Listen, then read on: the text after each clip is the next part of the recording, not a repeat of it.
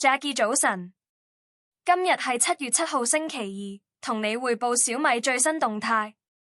第一單，小米7月超級服務周今日最後衝刺，即係去到今晚午夜12點截止，77款手機可以8折換電池，包括小米13 Pro、小米13 Ultra 呢啲機型，換電池最平151蚊人仔就有交易。如果你部機用咗1-2年開始倒水電，今日就係最後機會啦。第二單，小米汽車公布咗7月購車權益，全係可以用輕鬆還方案，首期4.99萬人仔，第一期月供低至538蚊。新一代 SU7 標準版同 Pro 版送4.2萬權益，Max 版更加有成6.1萬權益，條數都幾和味。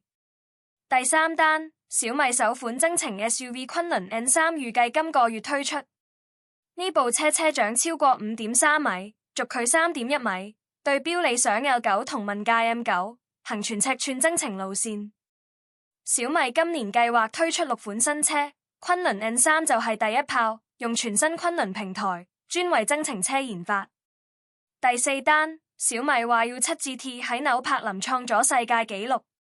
以10分29秒完成全球首個官方認證自動駕駛圈速。係全世界第一部用自動駕駛模式完成紐柏林圈速嘅量產車，技術實力真係唔講得笑。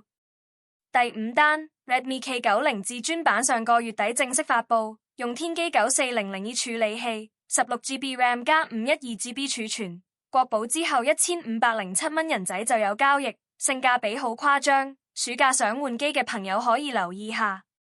第六單，小米17T 系列6月上市之後口碑唔錯。喺支付嘅3500至4000元購機推薦入面攞到4.8星評分，主打大直屏加長續航，係近期中高階市場嘅熱門選擇。